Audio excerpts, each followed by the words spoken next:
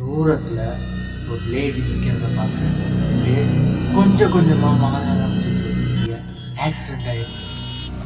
Accident ஆனப்போ அவங்க wife spot அவுட்லேயே இறந்துடுறாங்க. காஷ்மீர்னு சொன்னாலே நமக்கு நிறையா அழகான இடங்கள் தான் ஞாபகத்துக்கு வரும். ஆனால் காஷ்மீரில் உங்களை பயமுறுத்துகிற மாதிரி நிறைய இடம் இருக்குது. அதில் 3 இடத்த பற்றி தான் நம்ம இன்னைக்கு இந்த வீடியோவில் பார்க்க போகிறோம். இதில் நம்ம ஃபஸ்ட்டு பார்க்க போகிறது தி டனல்.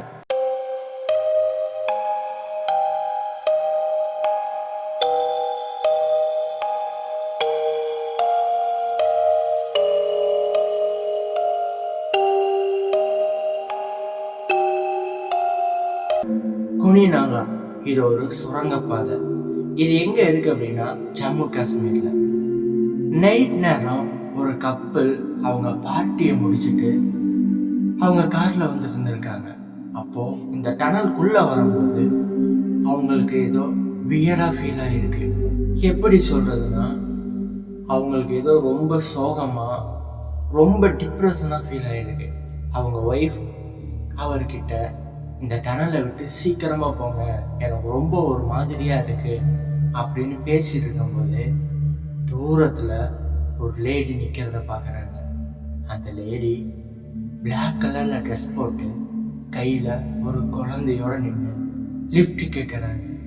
அவங்க ஹஸ்பண்ட் ஐயோ பாவம் யாரோ குழந்தையோட நின்று லிஃப்ட் கேட்கறாங்க, நம்ம நிறுத்தலாம் அப்படின்னு நினைக்கும் போது அவங்க ஒய்ஃப் இங்க டைம் என்னாச்சுன்னு பாருங்க, இங்க நம்மளை தவிர வேற யாருமே இல்லை, இங்க எப்படி இந்த நேரத்துக்கு ஒரு லேடி வர முடியும், அதுவும் குழந்தையோட, எனக்கு ஏதோ தப்பா இருக்கு, நீங்க தயவு செஞ்சு வண்டியை நிறுத்திடாதீங்க, ஸ்ட்ரைட்டா போங்க அப்படின்னு சொல்றாங்க. இவர் ஓகே அப்படின்னு ஸ்ட்ரைட்டா அந்த லேடியை கிராஷ் பண்ணி போயிடுறாங்க. அதுவும் ஸ்பீடா. கொஞ்ச தூரம் போனதுக்கப்புறம் அந்த லேடி அங்கதான் நிக்கிறாங்கன்னு பார்க்கறதுக்காக வண்டியை நிறுத்திருக்காங்க. அப்படி அவங்க பின்னாடி திரும்பி பார்க்கும்போது அவங்க ஃபேஸ் கொஞ்சம் கொஞ்சமா மாற ஆரம்பிச்சிச்சு. ஏன்னா அந்த இடத்துல அந்த லேடியே காணோம். அந்த லேடி எங்க போயிருப்பாங்கன்னு யோசிச்சுக்கிட்டு இவங்களும் வண்டியை ஸ்டார்ட் பண்ணி கிளம்ப ஆரம்பிக்கிறாங்க. கிளம்பி கொஞ்ச நேரத்திலேயே அந்த லேடி திரும்பவும் இவங்க கண்ணு முன்னாடி நிற்கிறாங்க. இவங்க பயந்து பிரேக் அடிக்கும் போது அந்த வண்டி ஸ்கிட் ஆகி கரெக்டா அந்த டனலுக்கு வெளியே ஆக்சிடென்ட் ஆயிருக்கு. ஆக்சிடென்ட் ஆனப்போ அவங்க வைஃப் ஸ்பாட் அவுட்லேயே இறந்துடுறாங்க. இவங்க ஹஸ்பண்டுக்கு ஒரு சில இடத்துல மட்டும்தான் காயம் இருக்கு. போலீஸ் அவங்க கிட்ட உங்களுக்கு எப்படி ஆக்சிடென்ட் ஆச்சுன்னு கேட்கும்போது நாங்கள் ஒரு பார்ட்டியை முடிச்சுட்டு வந்துட்டு இருந்தோம், அப்போ அந்த டனல்ல ஒரு லேடி பிளாக் கலர் ட்ரெஸ்ஸை போட்டு கையில் ஒரு குழந்தையோட நின்று இருந்தாங்க. அதை பார்க்கறதுக்கு எங்களுக்கு ரொம்ப பயமா இருந்தனால நாங்கள் அவங்கள ஏத்தாம போயிட்டோம். கொஞ்ச தூரம் போனதுக்கு அப்புறம் அதே லேடி திருப்பவும் எங்க கண்ணு முன்னாடி வந்தாங்க. நான் அவங்கள ஏற்றிடக்கூடாதுன்னு பிரேக் அடிக்கும் போது டயர் ஸ்கிட் ஆகி இந்த ஆக்சிடென்ட் நடந்துச்சு அப்படின்னு சொல்லியிருக்காரு. இதை சொல்லி 2-3 நாள்லயே அவருமே இறந்துட்டாரு. இதுக்கப்புறம் தான் அந்த ஊர் மக்கள் இதை நிறைய பேச ஆரம்பிச்சாங்க. நிறைய பேசும்போது நிறைய விஷயங்களுமே தெரிய ஆரம்பிச்சிச்சு. இது இப்ப மட்டும் இல்லை, எப்பவுமே நைட்டு யாராவது அந்த டனல்ல தனியா வராங்கன்னா ஒரு லேடியை பார்க்கறதாகவும் அந்த லேடி கருப்பு கலர் சேலை கட்டி கையில குழந்தையோட லிஃப்ட் கேட்கறதாகவும், லிஃப்ட் கொடுத்தோம்னா அந்த டனல் முடியறக்குள்ள அந்த வண்டி ஆக்சிடென்ட் ஆகும், அந்த மாதிரி நிறைய ஆக்சிடென்ட் நடந்திருக்கணும் நிறைய பேர் சொன்னாங்க. நம்பர் 2 அப்துல்லா ஜின் ஹவுஸ்.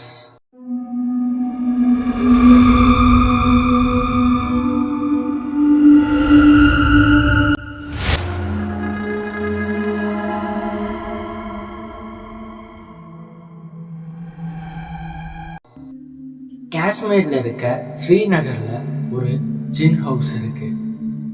அந்த ஏரியால இருக்க எல்லா மக்களுமே இந்த வீட்டுல நிஜமா ஜின் இருக்குன்னு ரொம்ப நம்ப ஆரம்பிச்சாங்க.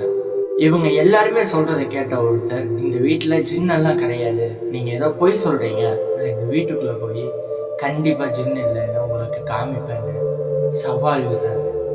அந்த ஊர் மக்கள் எல்லாருமே வேணா இங்கே ஜில்னு இருக்குது, இது விளையாட்டு விஷயம் எல்லாம் உங்கள் உயிரே போயிடும் அப்படின்னு நிறைய பேர் சொல்லியும் கேட்காம உள்ளே போகிறாரு.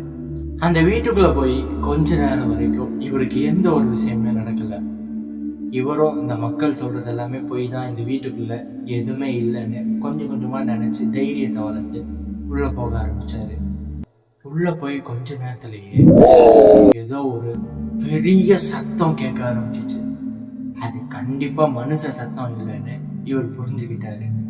ஏன்னா அதோட வாய்ஸே பயங்கரமாக அவ்வளோ சவுண்டாக இருந்துச்சு.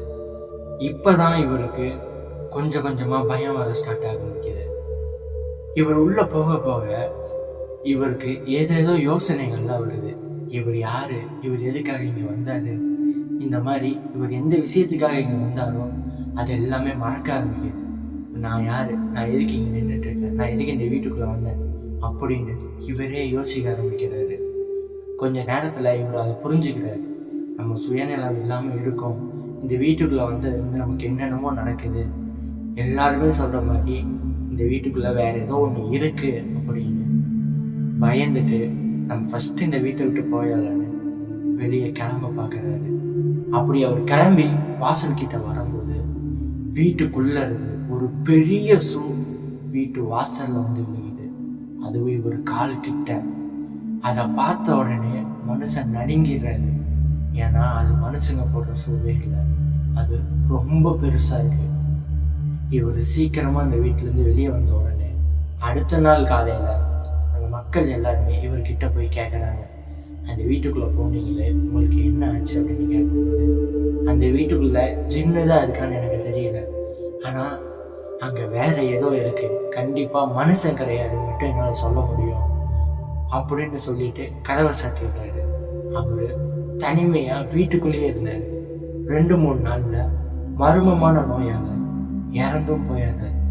இவரை மாதிரியே நிறைய பேர் அந்த வீட்டில் ஜின்னு இல்லை நான் நிரூபிச்சு காட்டுறேன்னு நிறைய பேர் போய் நிறைய பேருக்கு மர்மமான நோய் வந்து அந்த வீட்டுக்குள்ளே போன எல்லாருமே இறந்து போயிருக்காங்க.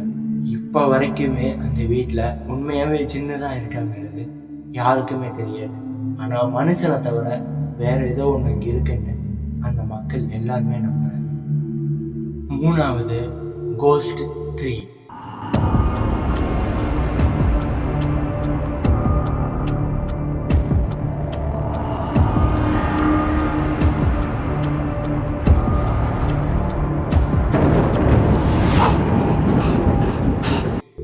இது ஸ்ரீநகர்ல இருந்து குரேஸ் பகுதிக்கு போற வழியில இருக்கு. இந்த மரத்தை பத்தி அங்க இருக்க மக்கள் எல்லாருமே என்ன சொல்றாங்கன்னா, இது ஒரு பேய் மரம், குறிப்பா இந்த மரத்துக்கிட்ட யாருமே போயிடவே கூடாது, இங்க நிறைய பேய்கள் இருக்கு அப்படின்னு ரொம்பவே நம்ப ஆரம்பிக்கிறாங்க. இதெல்லாம் கேட்ட ஒருத்தர், இது வெறும் மரம் தான், மரத்துல எப்படி பேய் இருக்கும், என்ன நீங்க முட்டாள்தனமா இருக்கீங்க, அப்படியெல்லாம் இல்லை, உங்களுக்கு அப்படி இல்லைன்னு நான் நிரூபிச்சு காட்டுறேன்னு ஒருத்தர் அந்த மரத்துக்கு நைட்டு, அதுவும் அமாவாசை அன்னைக்கு கிளம்புறாரு. அந்த மரத்து பக்கத்துல போகும்போது அவருக்கு விதவிதமான சத்தம்லாம் கேட்க ஆரம்பிச்சிருக்கு. யாரோ பேசுற மாதிரியும் முணங்குற மாதிரியும் சத்தம்லாம் கேட்க ஆரம்பிச்சிருக்கு. இவரும் அது எதுவும் கண்டுக்காம மெல்ல மெல்ல அந்த மரத்துக்கிட்ட போறாரு. அப்படி போகும்போது இவர் பின்னாடியே கூடவே யாரோ வர மாதிரி இருக்கு. ஃபைனலா இவர் அந்த மரத்துக்கிட்ட போயிட்டாரு. மரத்துக்கிட்ட போய் அந்த மரத்தை தொடங்கும்போது அதுக்கப்புறம் என்ன நடந்துச்சுங்கிறது இவருக்கே தெரியாது.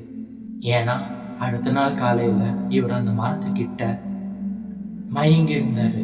அங்க இருக்கிற ஊர் மக்கள்லாம் பார்த்து இவருக்கு என்ன ஆச்சுன்னு தண்ணியெல்லாம் ஊற்றி எழுப்பியிருக்காங்க. அப்படி எந்திரிக்கும் போது இவர் ரொம்பவே வியடா பிஹேவ் பண்ணியிருக்காரு. அது எப்படின்னா, சம்மந்தமே இல்லாம சிரிக்கிறது, சம்மந்தமே இல்லாம பேசுறது, தன்னை தானே கடிச்சுக்கிறதுன்னு நிறைய விஷயங்களை செஞ்சிருக்காரு. இந்த மரத்து பக்கம் இதுக்காக தான் யாரையுமே வரக்கூடாதுன்னு சொல்றதுன்னு அவரை அவங்க கோயிலுக்கு கூட்டிட்டு போய் சரி பண்ணியிருக்காங்க. இதுக்கப்புறம் இந்த மரத்துக்கிட்ட யாருமே வர்றதில்லை. கைஸ், உங்களுக்கு இந்த 3 ஸ்டோரியில எந்த ஸ்டோரி பிடிச்சிருக்குன்றத கமெண்ட்ல சொல்லுங்க. நீங்க இன்னும் நம்ம சேனலை சப்ஸ்கிரைப் பண்ணாம இருந்தீங்கன்னா மறக்காம சப்ஸ்கிரைப் பண்ணி இந்த வீடியோக்கு ஒரு லைக் கொடுத்துருங்க. Thank you guys.